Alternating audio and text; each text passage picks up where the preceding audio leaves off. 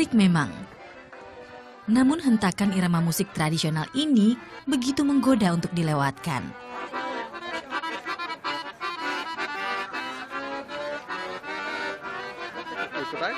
Apalagi para Nana dan Deda tanpa ragu menggandeng tangan saya. Para lansia ini saya temui tak sengaja di satu taman kota. Mereka terbiasa menari bersama, sekedar membunuh rasa bosan.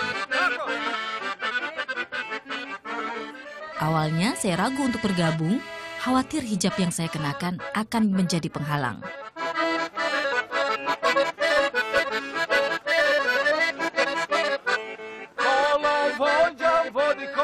Maklum saja, kota ini bagian penting sejarah perang etnis yang menggemparkan dunia di tahun 90-an.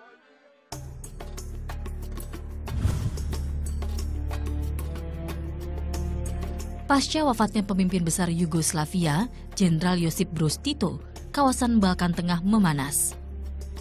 Perang antar etnis Bosnia dan Serbia meletus di awal 90-an. Pasca perang, Mahkamah Internasional memutus pemimpin Serbia Slobodan Milošević bersalah. Pembunuhan massal sekitar 8.000 Muslim Bosnia terjadi saat Serbia di bawah pemerintahan Slobodan. Ketika konflik antar etnis Bosnia dan Serbia terjadi tahun 90-an, kota ini, Beograd, dibom berkali-kali. Kini, 20 tahun lebih setelah peristiwa itu, lebih dari 3% Muslim tinggal di kota ini, termasuk Muslim asal Indonesia. Saya datang untuk melihat lebih dekat bagaimana kehidupan Muslim di kota yang dikenal dengan kehidupan malamnya ini. 2 tahun setelah perang dengan Bosnia usai, perang kembali terjadi di sini. Kali ini dengan pemberontak Muslim Kosovo. Organisasi internasional NATO turun tangan untuk menghentikan perang. 2 gedung di belakang saya ini dulunya adalah markas militer yang dibom oleh NATO pada tahun 99 terkait serangan-serangan yang dilakukan oleh Serbia terhadap Kosovo. Nah, selain 2 gedung ini masih ada sekitar 3 gedung lainnya di kota Beograd yang belum direnovasi dan dibiarkan seperti ini. Dengan tujuan salah satunya adalah untuk mempertahankan dan meningkatkan rasa nasionalisme dari masyarakat Serbia.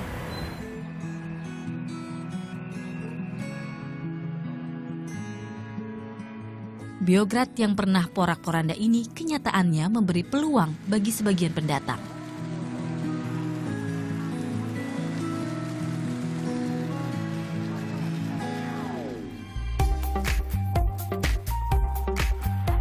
Di antaranya Agus Susetio.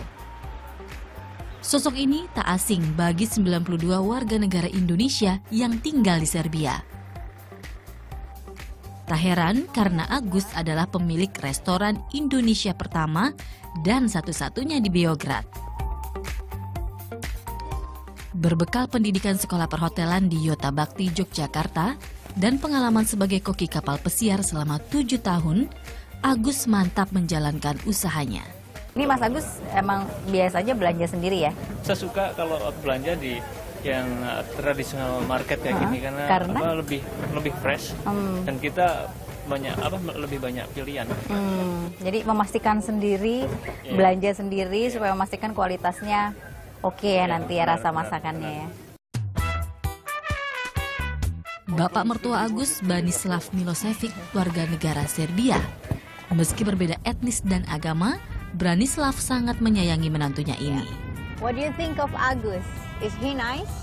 Много добрый вечер. Dia bilang anak baik.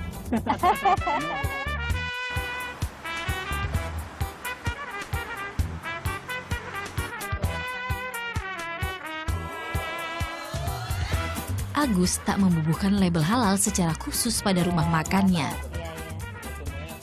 Namun, Agus memastikan menu di restonya semua halal.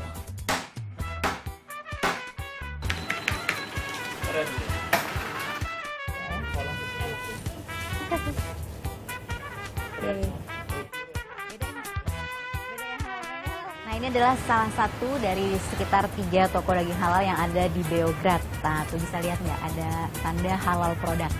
Kebanyakan pedagang yang memiliki toko daging halal ini berasal dari kota Novi Pazar, kota di Serbia yang mayoritas penduduknya adalah Muslim.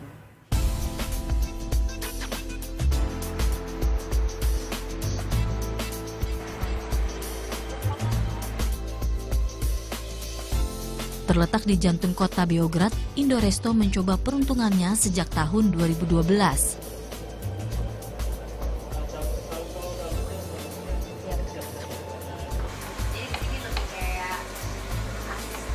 Bisnis kuliner dijalankan Agus bersama sang istri Tamara Susetio. Pasangan suami istri ini berkukuh menjalankan usaha di jalan yang diridhoi Allah Subhanahu wa Ta'ala. Misalnya dengan tidak memasukkan minuman beralkohol dalam daftar menu, padahal di Serbia minuman beralkohol menjadi konsumsi sehari-hari warga.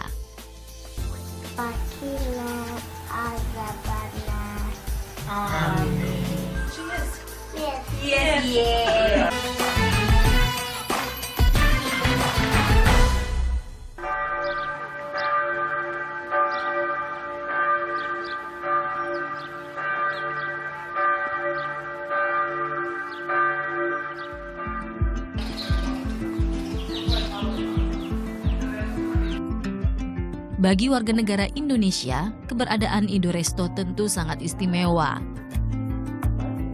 Bayangkan, bisa menyeruput kuah bakso atau mengecap lezatnya bumbu iga bakar puluhan ribu kilometer jauhnya dari Indonesia.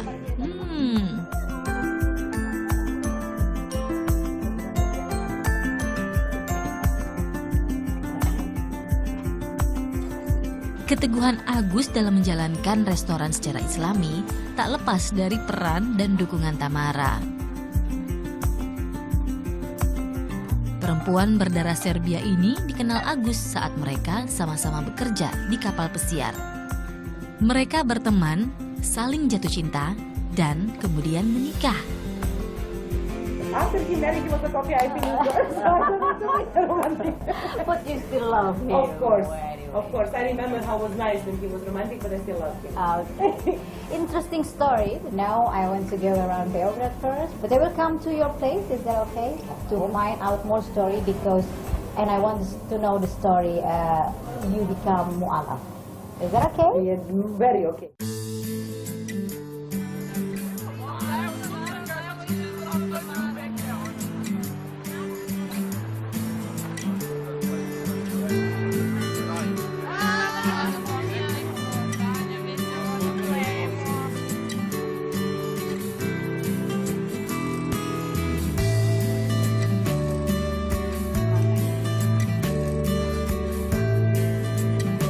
Saya merekomendasikan Beograd bagi yang mencari sensasi wisata kaya sejarah. Meski dianggap bertanggung jawab terhadap pembantaian Muslim Bosnia, situs sejarah Islam masih tersimpan dengan baik di sini. Lokasi ini disebut dengan Kalemegdan, merupakan salah satu peninggalan Kesultanan Ottoman Turki yang menguasai Serbia pada abad ke-13. Dulunya merupakan benteng pertahanan di mana dapat dengan mudah melihat siapapun yang melintas dari arah Sungai Denyuk dan juga Sungai Sava. Saat ini bangunan ini hanya digunakan sebagai tempat rekreasi warga Beograd.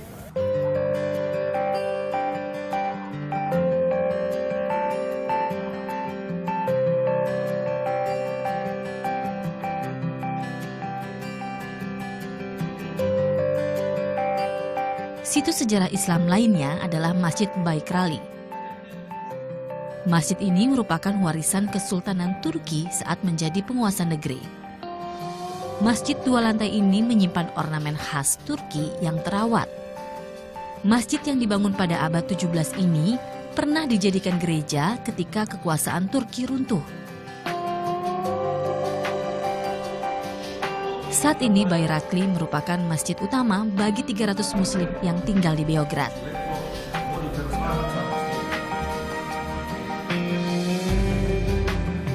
We need for more mosques, for more places to worship God, because small mosque like this is for 300, 400, 500, and we are always here about 1,500.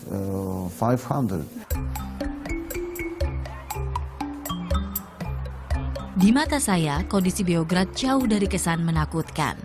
Apalagi keindahan lanskap kota sangat mampu memanjakan mata.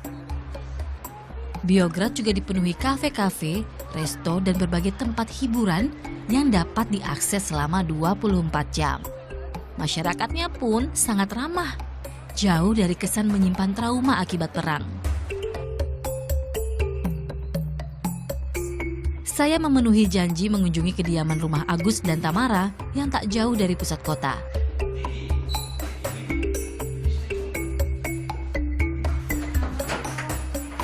Waalaikumsalam, selamat datang.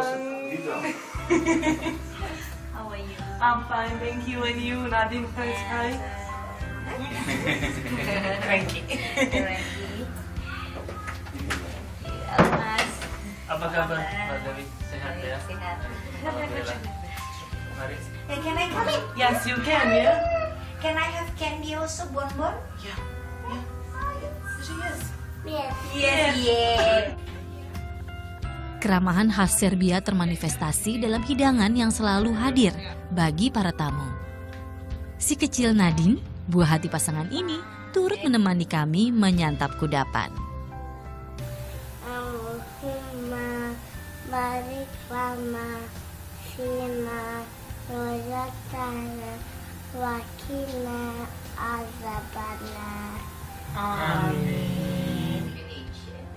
Tamara lahir dan besar dari keluarga berdarah Serbia. Saat perang dengan Bosnia pecah, ia masih berusia belia.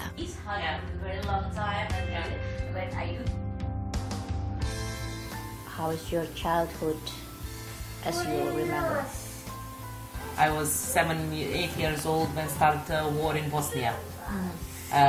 Then all my cousins and family was sending and on the war, and then you are waiting, will they show up or they will show up in like bodies, you know.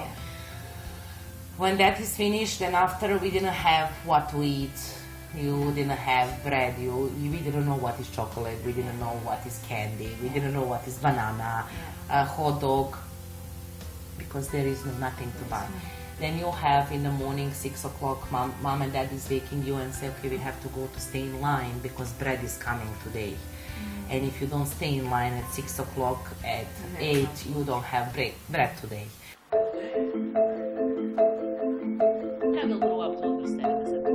Kemiskinan dan ketakutan mewarnai cerita masa kecil generasi seusia Tamara. Kondisi inilah yang menempa masyarakat Serbia menjadi sosok yang berani.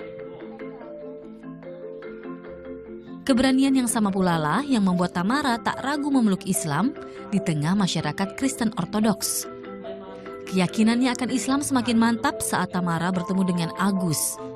Mereka menikah di Temanggung, Jawa Tengah tahun 2009. Lahirnya Nadine melengkapi kebahagiaan pasangan ini. Gadis 4 tahun itu telah dikenalkan Islam sejak dini. But I would say it's only a big minus in Belgrade that I don't have Islamic kindergarten and school here for her. That is very hard because then her education is only on me and Agus.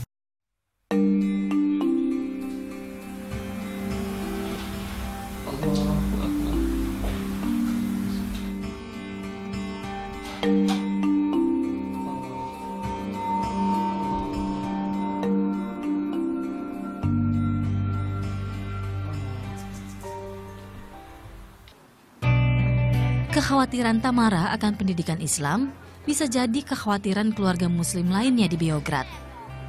Beruntung keluarga Muslim asal Indonesia kerap mendapatkan wawasan keislaman melalui kegiatan di KBRI Beograd. Acara iftar dan taraweh setiap minggu kita adakan di KBRI, dan tentunya untuk merayakan Hari Raya Idul Fitri ada perayaan Idul Fitri, kemudian ada halal bihalal. Dari Beograd, saya menyusuri bagian barat Serbia, Prijepolje. Sekitar 6 jam perjalanan, saya ditemani mahasiswi Universitas Beograd asal Indonesia, Sabriana. Prijepolje termasuk dalam daerah Zlatibor, di mana populasi Kristen Ortodoks dan Muslim hampir sama besar.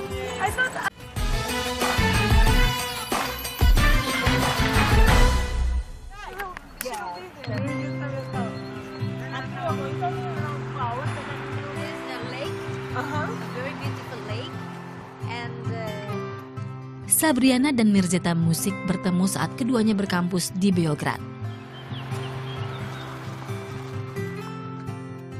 Tak menemukan pekerjaan di Beograd, perempuan 26 tahun ini pun pulang ke Prijepolje. Angka pengangguran di Serbia menurut data World Bank lebih dari 20%. Kondisi yang tak ramah bahkan bagi lulusan bergelar master seperti Mirzeta. Perjalanan menuju rumah Mirzeta melintasi sebuah masjid. Ini merupakan satu dari 4 masjid yang ada di Prijepolje. Jaraknya sangat dekat hingga kumandang azan terdengar sampai ke rumah Mirzeta.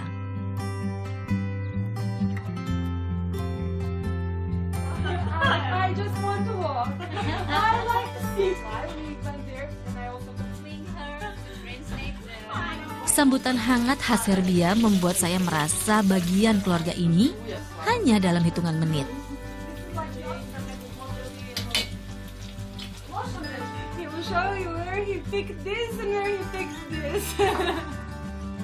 Mirzeta lahir dalam keluarga Muslim. Dalam foto yang diperlihatkan kepada saya, sang nenek tampak mengenakan jilbab.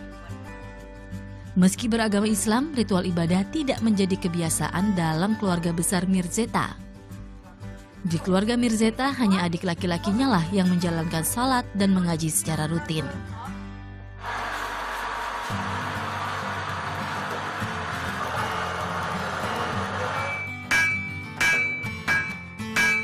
Perekonomian yang ambruk pasca runtuhnya Yugoslavia berimbas ditutupnya perusahaan di mana ayah Mirzeta, Fadil, dulu bekerja.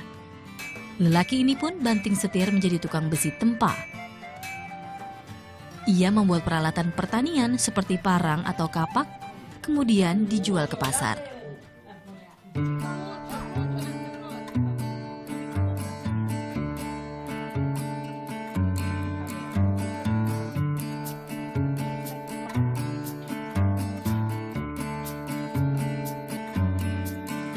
Lahan di sekitar rumah Mirzeta juga dimanfaatkan untuk memelihara sapi, ayam, dan berkebun.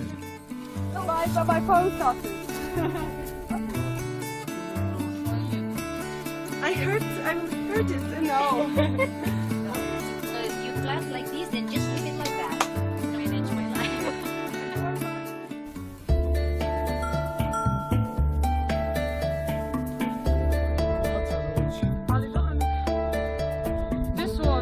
Tak jauh dari rumah Mirzeta, saya berkenalan dengan keluarga Muslim Serbia lainnya, Vitahovic. Di lahan perkebunan yang lebih luas, keluarga ini memelihara sekawanan domba.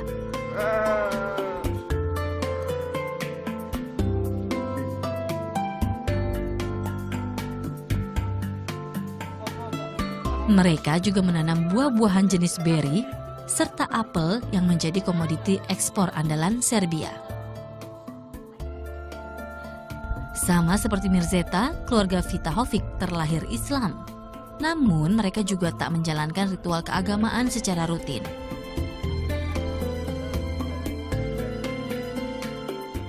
Keluarga Vitahovic meyakinkan tak pernah ada konflik antara Islam dan Kristen Ortodoks di Prijepolje. Bahkan di zaman perang sekalipun, kedua agama ini selalu berdampingan hidup dalam damai. So we have mosque and have church. We live in peace.